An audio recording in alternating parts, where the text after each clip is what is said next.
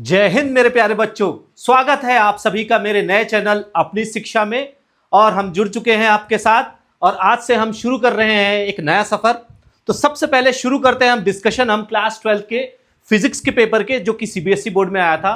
और question paper जो था थोड़ा टफर साइड पे आया था।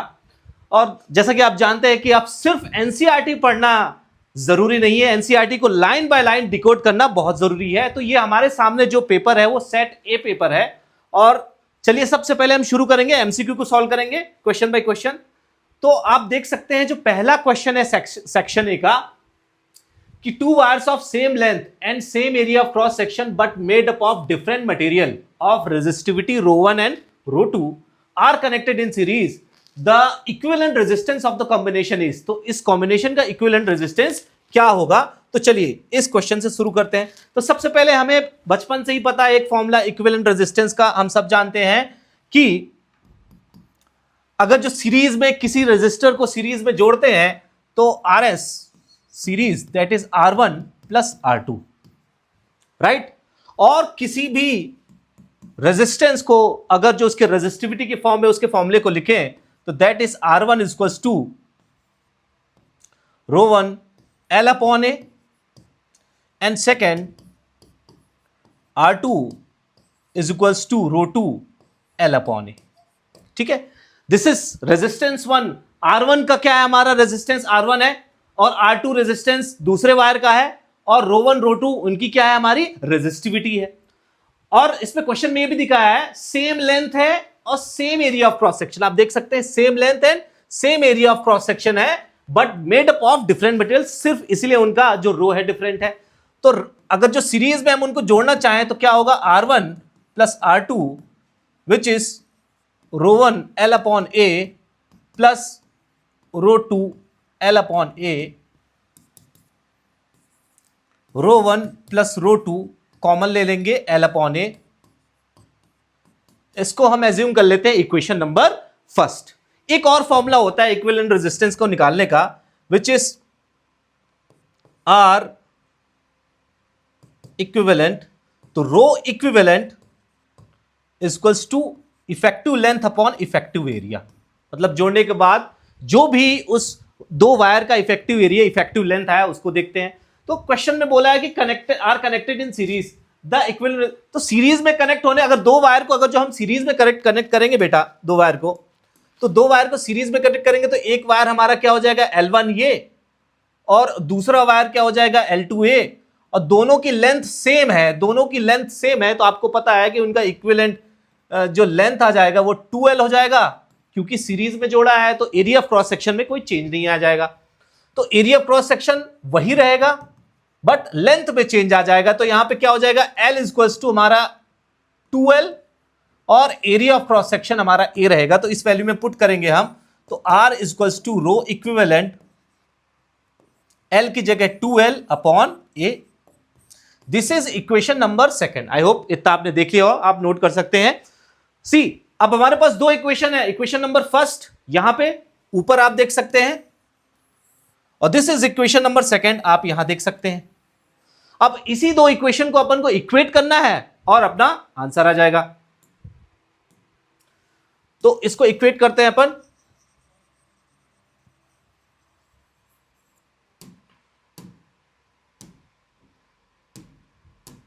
आप देखेंगे जब इक्वेट किया हमने इक्वेशन को तो हमारे पास दोनों तरफ आ गया, एक आ गया हमारा rho equivalent 2L upon A is equals to दूसरा हमारा जो है ρ1 प्लस ρ2 L अपॉन A। आप देख ही पा रहे हो A ये कैंसिल हो गया, L ये कैंसिल हो गया, तो 2 रो इक्विवेलेंट इक्वल्स टू ρ1 प्लस ρ2। तो रो इक्विवेलेंट हो जाएगा आपका हाफ ऑफ ρ1 प्लस ρ2। तो आपका जो फाइनल आंसर आएगा that would be half of ρ1 plus ρ2। तो option A is the correct. तो this is question number first. अब आगे बढ़ते हैं क्वेश्चन नंबर सेकंड की तरफ। देखिए क्वेश्चन नंबर सेकंड बहुत ही अच्छा क्वेश्चन है। It is based on the chapter moving charges and magnetism, moving charges और मैग्नेटिज्म का चैप्टर है। हमें पता है तीन कंडीशन होती है जब किसी भी मैग्नेटिक फील्ड में, क्वेश्चन बोल रहा है two particles of masses m1 m2 charges q1 and q2 respectively are projected with the same velocity in a region of uniform magnetic field b pointing vertically upward, तो upward magnetic field बाहर निकल रहा है। If they describe circular path as shown in figure one में conclude that, तो हमें पता है सिंपल सी बात है, जब भी तीन कंडीशन होती है, यहां पे हमारे पास थ्री कंडीशंस है। पहला, किसी भी मैग्नेटिक फील्ड में अगर जो हम थीटा इक्वल्स टू 90 डिग्री पे प्रोजेक्ट करें, तो यहां पे तो 90 डिग्री पे ही प्रोजेक्ट हो रहा है। आप देखोगे कि मैग्नेटिक फील्ड बाहर की तरफ आ रही है और जो चार्ज पार्टिकल है ऐसे प्रोजेक्ट हो रहा है, तो इनके बीच में एंगल जो है 90 डिग्री ही बनेगा। मैग्नेटिक फील्ड बाहर की तरफ आ रही है और चार्ज पार्टिकल ऐसा प्रोजेक्ट हो रहा है, तो उनके बीच में एंगल क्या होगा, 90 डिग्री होगा।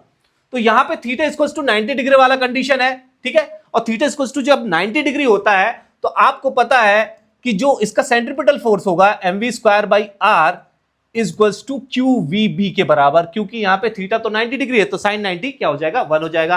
अब सिंपली आप यहां से निकाल सकते हैं, v से v कैंसिल आउट हो जाएगा और आप देख सकते हैं mv इक्वल्स टू qbr, और रेडियस अगर जो आपको निकालना है, जो कि इस क्वेश्चन में रेडियस ही पूछ रहा है, तो आप सिंपली लिख सकते हैं r equals to mv upon qb, तो ये रेडियस निकालने का है।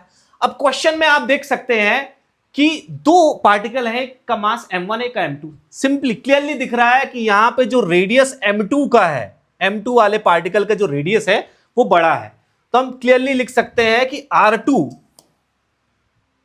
R2 is greater then R1। ये तो सिंपली क्लियर हमें पता चल रहा है कि R2 is greater then R2। Radius हमारा कोई भी देख के बता सकता है कि R2 जो रेडियस बड़ा है, R1 रेडियस छोटा है।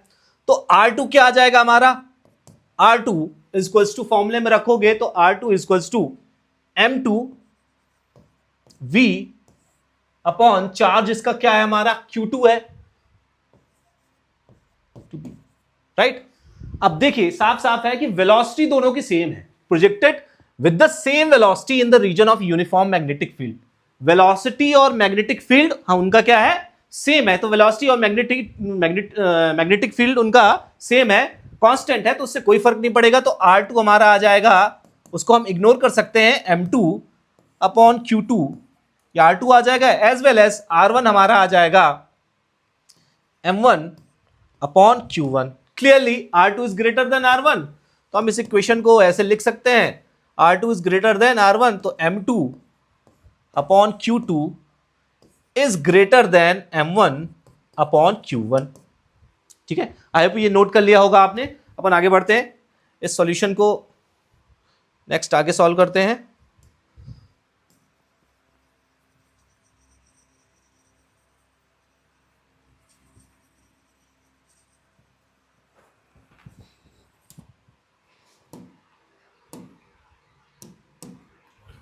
अब सिंपल सा है, एक ही स्टेप है। आप इसको अगर जो मल्टीप्लाई करेंगे, आप देख सकते हैं कि m2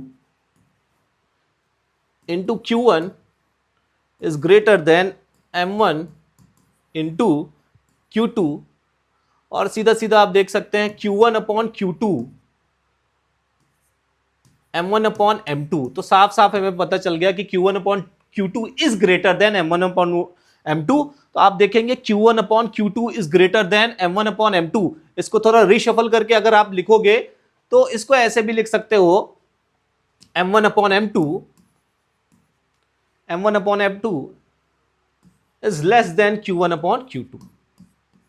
q1 अपॉन q2 बड़ा है m1 अपॉन m2 के, तो आप देखोगे C is the right option. अच्छा क्वेश्चन था, बट सिंपल था, ये ज्यादा टफ नहीं था। अब आते हैं अपन नेक्स्ट क्वेश्चन में, दैट इज क्वेश्चन नंबर 3 पे। क्वेश्चन नंबर 3 बहुत ही इंटरेस्टिंग क्वेश्चन है, बहुत अच्छा क्वेश्चन है कि an electron moves around a nucleus in a circular orbit of radius r and makes n revolutions per second, the value of equivalent current in the orbit।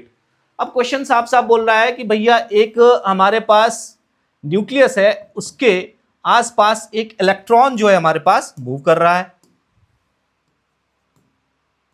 एक electron आसपास ऐसे move कर रहा है, ठीक है। अब क्वेश्चन में ये बोला है, क्वेश्चन में गिवन है circular orbit of radius r and makes n revolution per second. तो n रेवोल्यूशन पर सेकेंड क्या बता रहा है? उसकी फ्रीक्वेंसी बता रहा है। तो फ्रीक्वेंसी हमारे पास क्या आ गई? n आ गई। और हमें पता है फ्रीक्वेंसी और टाइम पीरियड जो है एक दूसरे के विपरीत होते हैं, उल्टा होते हैं। तो time period t equals to क्या हो जाएगा हमारे पास? 1/n। तो n revolution per second, n चक्कर लगा रहा था, n टाइम्स चक्कर लगा रहा था हर सेकेंड। तो हमें टाइम निकालना था कि एक चक्कर में कितना समय लगेगा। तो एक चक्कर का जो टाइम पीरियड है हमारे पास 1/n है। अब सिंपल सा फॉर्मूला लगाना है कि I current equals to Q upon T, charge upon time. Charge simple सी बात है, चार्ज इलेक्ट्रॉन ही मूव कर रहे हैं तो इलेक्ट्रॉन का ही चार्ज लेंगे।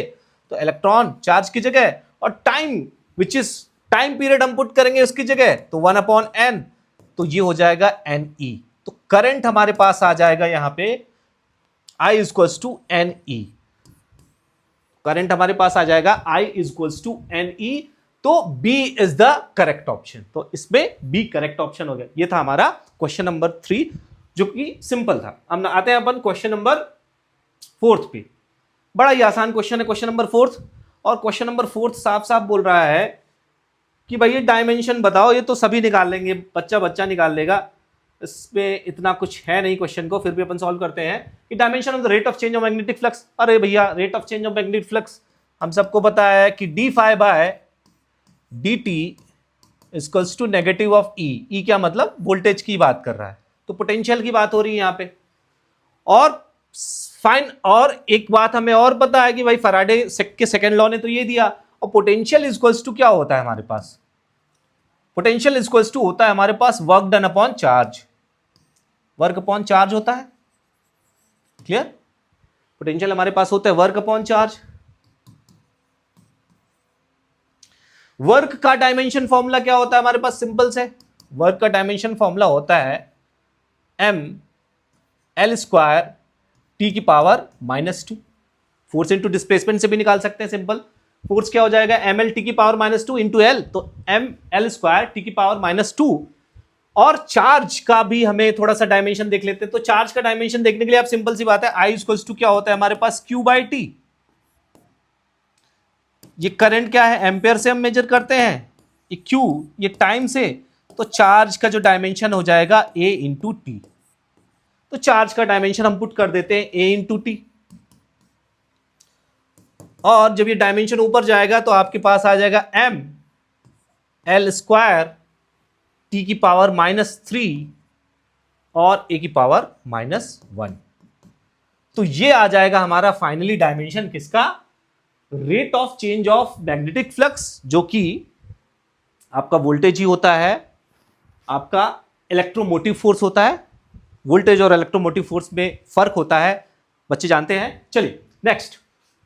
तो mL² T की पावर -3 A की पावर -1। तो mL² T की पावर -3 A की power -1, which option? This is the B option is correct option. अब आते हैं अपन क्वेश्चन नंबर 5 पे। बहुत ही अच्छा क्वेश्चन है क्वेश्चन नंबर 5।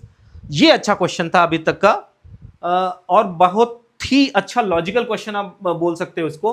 क्वेश्चन इस प्रकार है कि two identical conductors 1 and 2 are placed on two frictionless conducting rails R and S and a uniform magnetic field directed vertically downward into the plane of the page.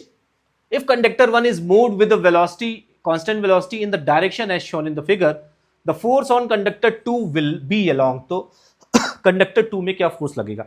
इससे पहले जानने की कोशिश करते हैं। हमारे पास दो रूल होते हैं, आपने सुना होगा फ्लेमिंग राइट हैंड रूल एक होता है, एक होता है फ्लेमिंग लेफ्ट हैंड रूल।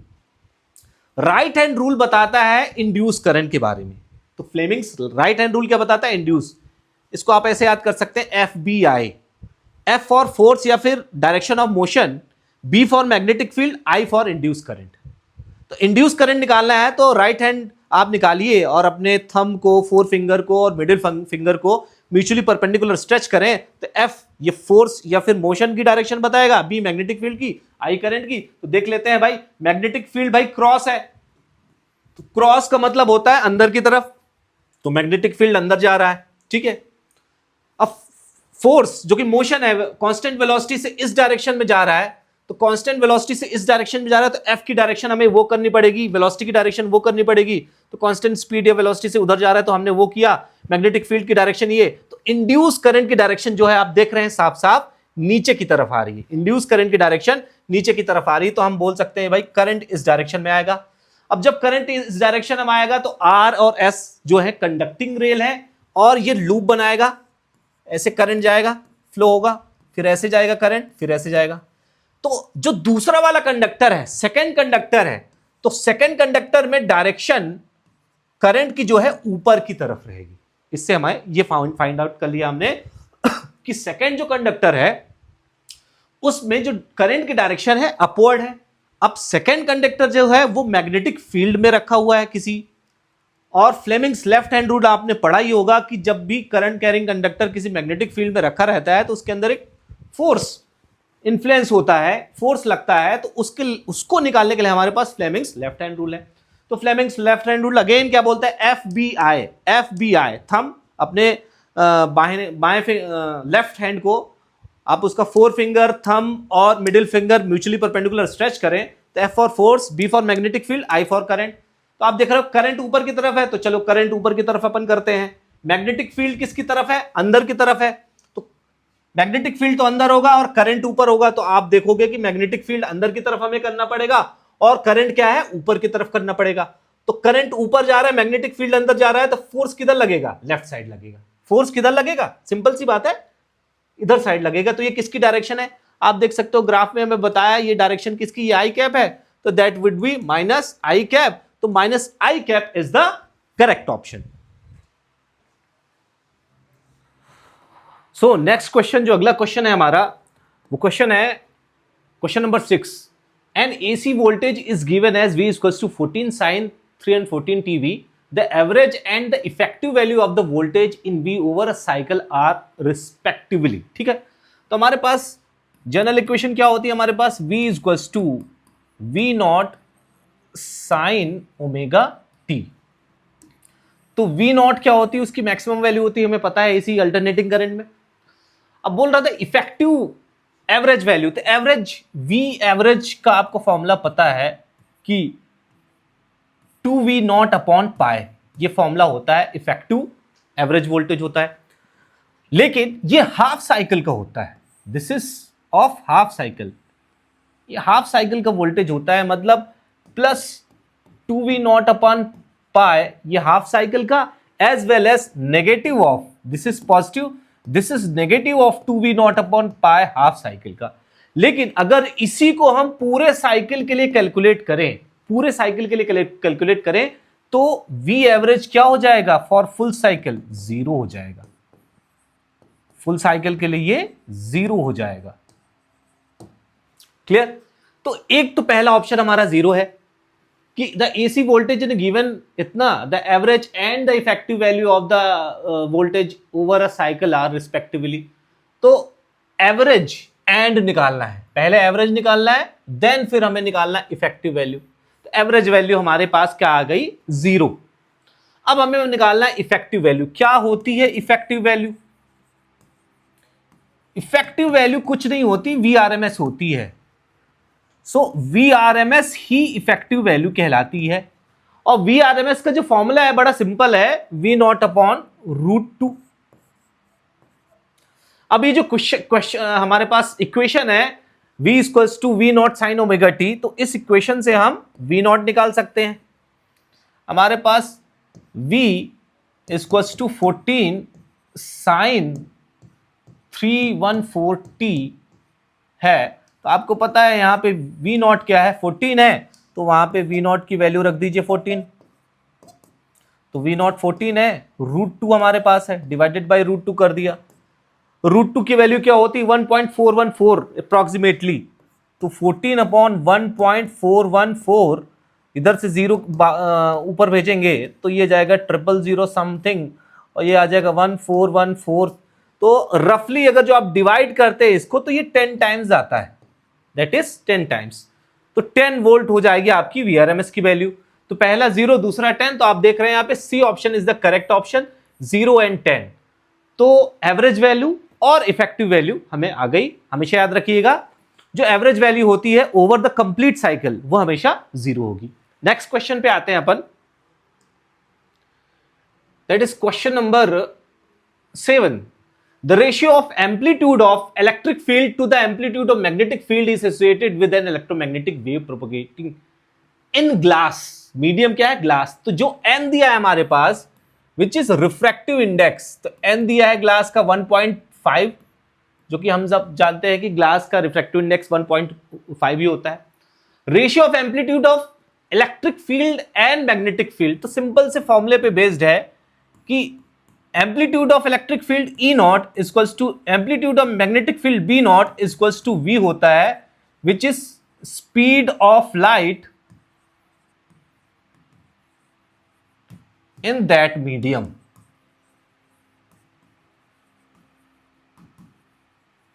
ठीक है, ये सिंपल सा फॉर्मूला बेस्ड क्वेश्चन था, इजी, मैं इसको इजी बोलूंगा।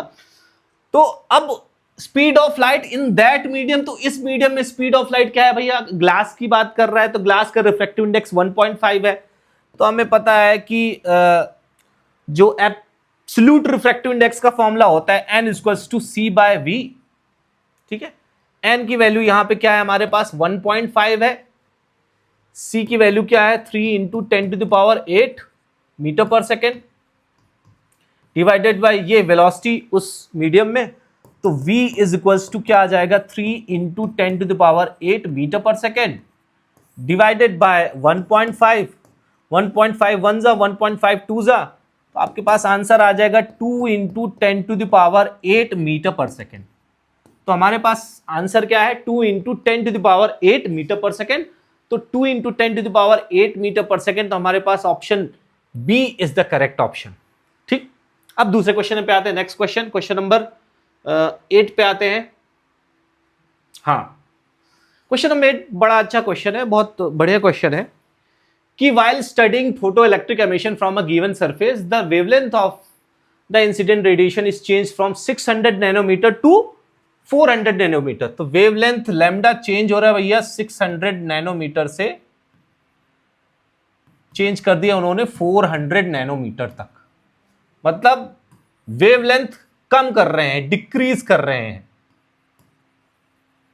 वेवलेंथ डिक्रीज हो रही है। ये तो हमें पता चल गया कि 600 नैनोमीटर से 400 नैनोमीटर तक वेवलेंथ आ रहा है।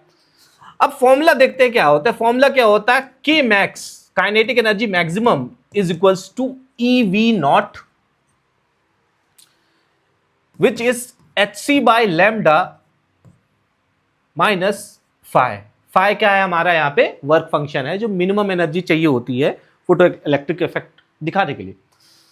तो सिंपल सी बात है, यहां पे देख रहे हैं E V not is equals to hc by lambda minus phi. यहां पे वी नॉट जो है कट ऑफ पोटेंशियल है, जो जिसकी बात हो रही है, keeping the intensity of radiation the same. Then तो cut off potential V naught क्या है हमारा? Cut off potential.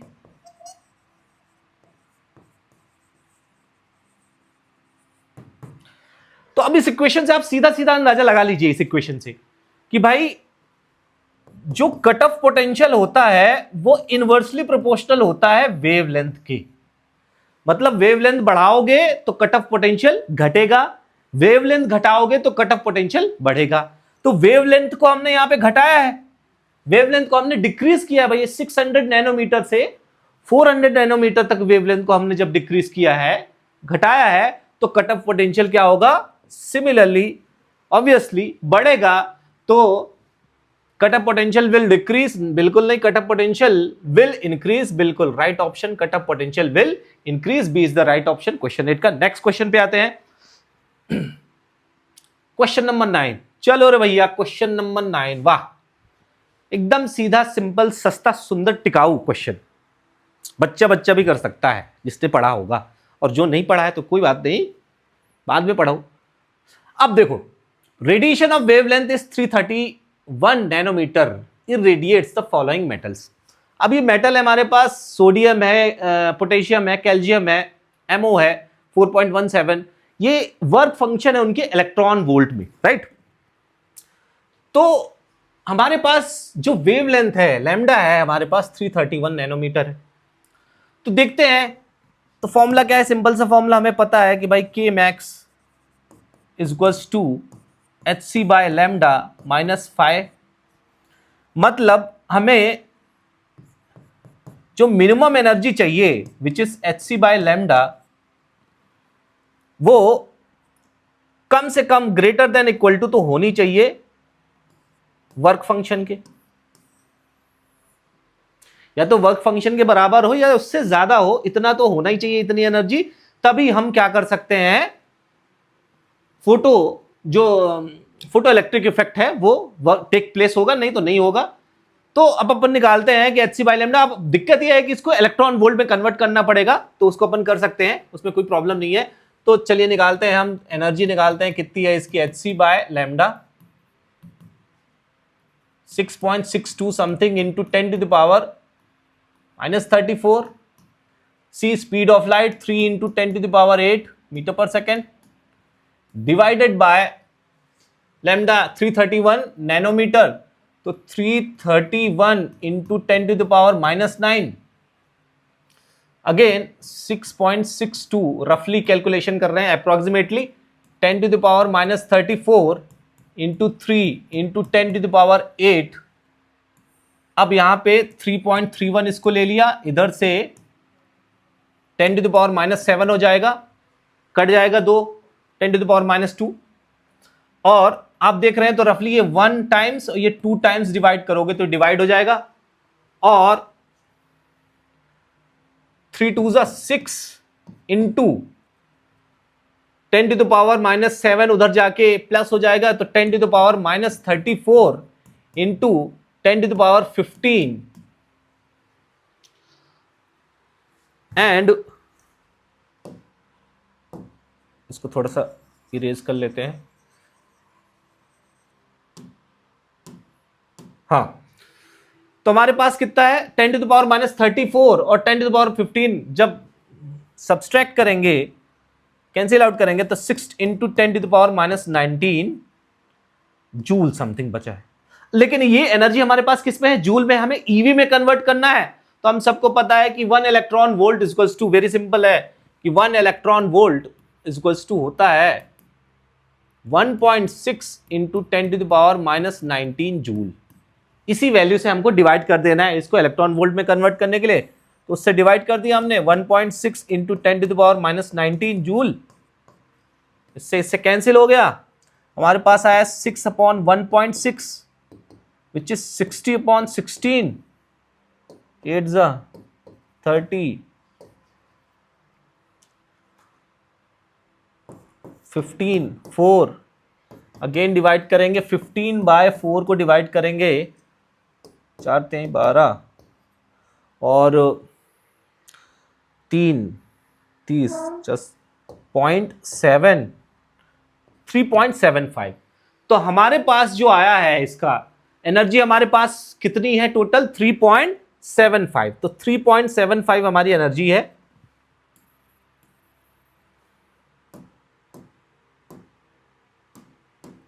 तो हमारे पास एनर्जी अवेलेबल है 3.75 इलेक्ट्रॉन वोल्ट, इतनी एनर्जी है। तो आप साफ साफ इस टेबल में देख के देख सकते हो कि भाई सोडियम को कितनी एनर्जी चाहिए होगी, कम से कम कितना एनर्जी मिनिमम चाहिए होगा उसको फोटो इलेक्ट्रिक इफेक्ट शो करने के लिए, 1.92। ठीक है, ज्यादा है तो ये भी शो करेगा, पोटेशियम भी शो करेगा, कैल्शियम भी शो करेगा, बट एमओ शो नहीं करेगा क्योंकि उसकी एनर्जी 4.17 इलेक्ट्रॉन वोल्ट है और हमारे पास सिर्फ और सिर्फ 3.775 इलेक्ट्रॉन वोल्ट है। That's why only Na and K show photo, बिल्कुल only MO will not show photo electric emission, बिल्कुल सही, only MO will not show photo electric emission, बाकी सब करेंगे, सोडियम भी करेगा, पोटेशियम भी करेगा, all of the given metal नहीं, बिल्कुल नहीं। तो B is the correct option. Coming to the 10th question, 10वें क्वेश्चन पे आ जाते हैं। तो 10th क्वेश्चन क्या बोलता है कि the kinetic energy of a charge particle is increase to 4 times of its initial value.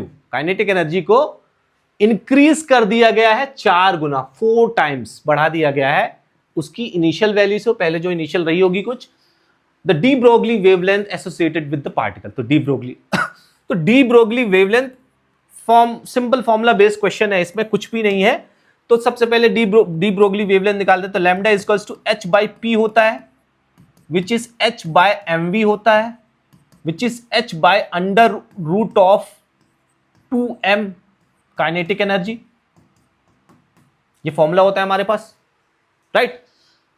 अब पहले जो हमारी कंडीशन थी लैम्डा में, जो काइनेटिक एनर्जी रही होगी h अपॉन, ये पहली इनिशियल हमारी वैल्यू हम ले लेते हैं 2m के ई। इक्वेशन नंबर फर्स्ट ले लेते हैं इसको कि भाई इनिशियल हमारे पास काइनेटिक एनर्जी इतनी है, 4 टाइम्स बढ़ा दी काइनेटिक एनर्जी। तो जब 4 टाइम्स बढ़ाएंगे तो हमारे पास एक नया वेवलेंथ आएगा लैम्डा डैश, और देखते हैं क्या आएगा वो h। मास में कोई चेंज नहीं करा, सिर्फ और सिर्फ काइनेटिक एनर्जी में चेंज करने की बात करी है, तो इसको 4 के ई लिख देंगे। ये 4 स्क्वायर रूट होके बाहर निकल आएगा, तो lambda dash is equals to क्या आ जाएगा, ये 4 का स्क्वायर रूट लोगे तो 1/2 h अपॉन 2m के ई। अब ये वैल्यू देखिए, h अपॉन 2m के ई, ये यहां पे थी वैल्यू, इनिशियल काइनेटिक एनर्जी क्या थी, h अपॉन 2m के ई। तो h अपॉन 2m के ई की जगह हम लिख सकते हैं लैम्डा, और हमने लिख दिया उसको। तो lambda dash equals to 1/2 of lambda. तो हमारे पास फाइनल क्या रिजल्ट आया कि lambda dash is equals to half of lambda. तो जो नई वेवलेंथ आएगी, डी ब्रोगली वेवलेंथ आएगी, वो आधी आएगी इनिशियल की। तो the de Broglie wavelength associated with the particle will increase by 100% नहीं, इंक्रीज बाय 50% नहीं, डिक्रीज बाय 25 इनिशियल वैल्यू नहीं, decrease by 50% of its initial value. तो option D is the correct. तो चलिए नेक्स्ट क्वेश्चन पे चलते हैं, क्वेश्चन नंबर 11। क्वेश्चन नंबर 11 यहां सिंपल क्या बोल रहा है कि Paschen series is a spectrum of hydrogen atom lies in infrared region, ultraviolet region, visible region, या फिर पार्टली इन अल्ट्रावायलेट रीजन और पार्टली इन विजिबल रीजन। चलिए देखते हैं क्वेश्चन को। तो क्वेश्चन कह रहा है, अब सिंपल सी बात है, जो पास्चन सीरीज होती है उसमें एनर्जी लेवल जो होता है हमारा वो 4 E2 4 होता है, और E1 जो होता है हमारा थर्ड एनर्जी लेवल होता है 3 होता है, राइट। तो इससे जो वेवलेंथ आती है हमारी 820 नैनोमीटर टू रफली 1875 नैनोमीटर के अराउंड वेवलेंथ हमारी होती है, ठीक है, स्पेक्ट्रम की। तो सिंपल सी बात है, ये जो कैटेगरी है ये फॉल होती है। ये जो कैटेगरी है आप सब जानते हैं, आप इलेक्ट्रोमैग्नेटिक वेव्स चैप्टर पढ़ा होगा, उसमें हाइड्रोजन ईएम स्पेक्ट्रम में पढ़ा होगा। This clearly falls on infrared region में फॉल होता है। तो आप समझ गए होंगे कि इसका A option is the correct option, infrared region. तो Paschen series in spectrum of hydrogen lies in आपका infrared region. Coming to the next question, question number 12। Question number 12 क्या कह रहा है, in a reverse biased PN junction diode the applied voltage mostly drops across. Reverse biased PN junction, reverse biased आपको पता है कि अगर जो कोई पीएन जंक्शन है, हम सब जानते हैं कि अगर जो this is the P, this is an, reverse bias का मतलब पी की तरफ नेगेटिव और एन की तरफ पॉजिटिव को कनेक्ट कर देना। इसमें क्या होता है, डिप्लीशन रीजन बढ़ जाता है, बड़ा हो जाता है। तो the applied voltage mostly drops across, तो सिंपल है ये, depletion region. C is the correct option. इसमें क्या होगा हमारा, सी ऑप्शन इसका करेक्ट है। क्वेश्चन नंबर, जो कि सिंपल थ्योरी बेस्ड क्वेश्चन था। क्वेश्चन नंबर 13 पे आ जाते हैं। 13 है हमारा बोथ, हाँ, असर्शन और रीजनिंग वाला क्वेश्चन है। एबीसी इसके 4 ऑप्शन है, both assertion reason R true and R is the correct explanation of the assertion. और सेकंड आपको पता है both assertion A and reason R true and both are not correct explanation, B option. और C option बोला है assertion A true है, reason are false है, और D both assertion and reason are false. अब चलिए नेक्स्ट क्वेश्चन पे आते हैं अपन। क्वेश्चन नंबर 13 बोल रहा है, the work done in taking a unit charge around a close loop of an electric circuit involving cells and resistors in the loop is 0। तो जो वर्क डन होता है हमारा लूप में इज 0। बिल्कुल सही बोल रहा है, वर्क डन 0 होगा लूप में। तो लूप में आप देखोगे कि किसी एक पॉइंट से आदमी चलेगा और घूम के उसी एक पॉइंट पे आ जाएगा, तो चेंज इन जो इलेक्ट्रिक जो पोटेंशियल है वो इलेक्ट्रिक पोटेंशियल वही आ जाएगा, तो पोटेंशियल एनर्जी में कोई चेंज नहीं आएगा, और दैट्स वाई जो वर्क डन होगा एक लूप में वो जीरो होगा। तो ये जो स्टेटमेंट है वो तो एकदम सही है, ठीक है। अब the potential at a point depends on the location of the point in the loop after completing one round the charge comes back to the point of start. अब भाई सिंपल सी बात है, potential delta V, change in potential. अब देख लेते हैं, इसी एग्जांपल को देख लेते हैं। ए पॉइंट यहां से चला और घूम फिर के यहीं आया, तो चेंज इन पोटेंशियल क्या होगा भाई? V final minus V initial क्या हो जाएगा? जीरो होगा। जब चेंज इन पोटेंशियल जीरो होगा बेटा, तो वर्क डन का तो फॉर्मूला पढ़ा है आपने। वर्क डन हमें पता है Q इंटू वी, हमें पता है work done Q into delta V, this is the formula of work done. तो charge into potential difference, potential difference जब हमारा जीरो है तो चार्ज इंटू जीरो, तो वर्क डन क्या हो जाएगा हमारा? जीरो। सिंपल सा है।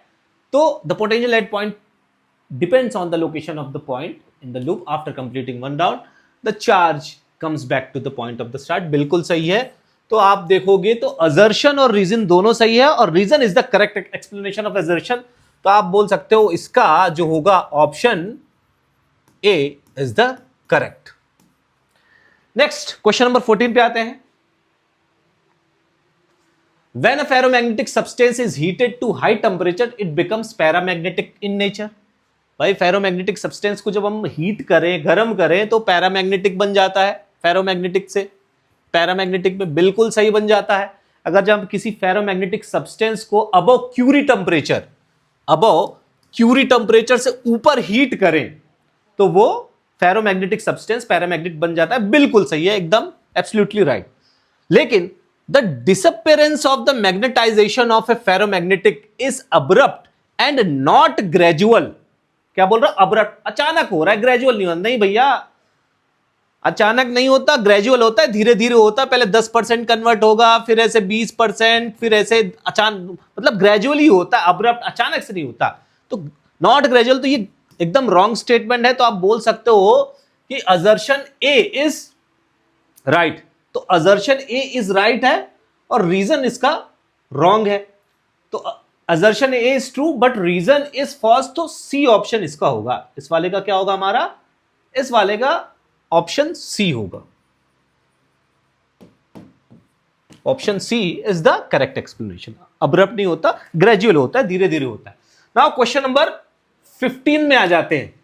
हाँ, बड़ा अच्छा, बड़ा इंटरेस्टिंग क्वेश्चन है कि a convex lens made up of glass is immersed in water, its converging power increases। Let us check, देखते हैं क्या होता है।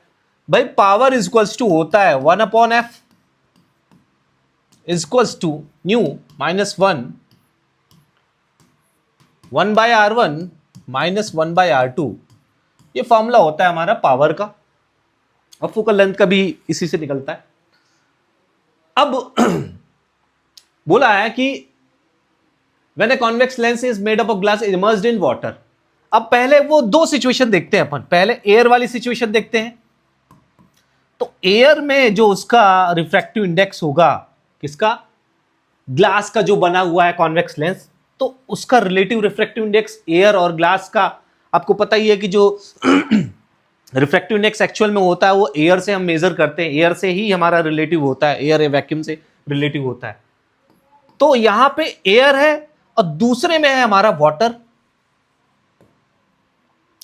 तो किसी कॉन्वेक्स लेंस को अगर जो हम वाटर में इमर्ज कर दें, वाटर में डुबो दें, किसी कॉन्वेक्स लेंस को अगर जो हम वाटर में डुबो दें, तो ऑब्वियसली जो वो लेंस है वहां पे जो उसका रिफ्रैक्टिव इंडेक्स चेंज हो जाएगा। अब वो वाटर के रिस्पेक्ट में आएगा, सिंपल सी बात है, वाटर के रिस्पेक्ट में निकलेगा। और क्लियरली एक चीज तो हमें पता है कि ये जो केस है, refractive index of glass with respect to air is greater than refractive index of glass with respect to water. तो सिंपल सी बात है, यहां पर तो रिफ्रैक्टिव इंडेक्स इंक्रीज नहीं हो रहा, डिक्रीज हो रहा है भाई। रिफ्रैक्टिव इंडेक्स क्या हो रहा है? डिक्रीज हो रहा है। तो भैया ये स्टेटमेंट बिल्कुल गलत है। नेक्स्ट है the focal length of a lens depends only on the radii of the curvature of its two faces. तो फोकल लेंथ सिर्फ किस पे डिपेंड करता है? Only on the radii of the curvature. तो आप देख रहे हैं आपके सामने फॉर्मूला है ये, this is the formula. Formula क्या है हमारे पास कि F P equal to 1/f mu minus 1। Depend करता है, सिंपल सी बात है, रेडियस ऑफ कर्वेचर पे डिपेंड करता है, लेकिन रिफ्रैक्टिव इंडेक्स पे भी तो डिपेंड करता है। ओनली सिर्फ और सिर्फ रेडियस पे डिपेंड करता है, ये तो बिल्कुल गलत बात होगी। तो दोनों चीज, assertion A and reason are both are wrong, तो ऑप्शन डी इसका होगा। इसके लिए ऑप्शन assertion और रीजन दोनों ही गलत है, तो ऑप्शन डी इसके लिए करेक्ट होगा। नेक्स्ट क्वेश्चन नंबर 16 पे आते हैं, एमसीक्यू सीरीज के लास्ट क्वेश्चन एमसीक्यू का। और काफी अच्छा पेपर बनाया था इस बार, मानना पड़ेगा। सीबीएसई ने अपना जो लेवल है, पहले भी था अब और अच्छा कर लिया है। तो मेरे प्यारे बच्चों, सिर्फ और सिर्फ एनसीईआरटी पढ़ने से कुछ भी नहीं होगा, मेरी बात मानिए। एनसीईआरटी को लाइन बाय लाइन डिकोड करिए, अच्छी बुक्स पढ़िए, अच्छे से अपने कॉन्सेप्ट और फंडामेंटल क्लियर करिए, नहीं board exams, specially CBSE board exam में भी मुश्किल आ जाएगी उसको क्लियर करने में। किसी तरह पास हो पाएंगे, अच्छे मार्क्स की तो बात छोड़िए। अब नेक्स्ट है क्वेश्चन नंबर 16 है हमारे पास कि the conductivity of N type semiconductor is higher in that of a P type semiconductor at a given temperature. बिल्कुल सही बोल रहा है। For same level of doping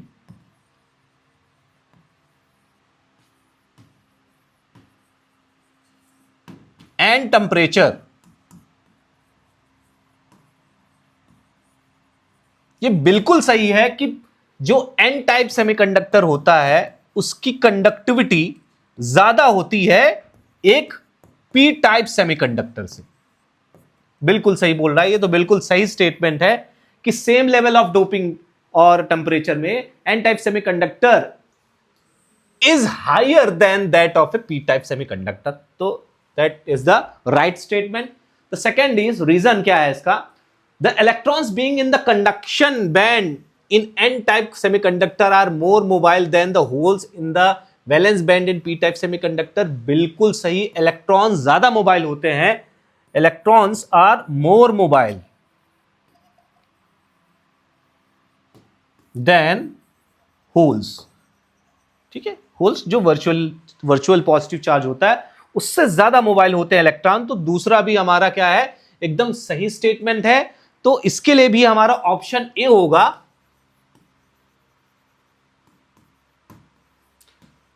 assertion and reason are right and reason is the correct explanation of assertion। तो ये रहा हमारा MCQ. Thank you.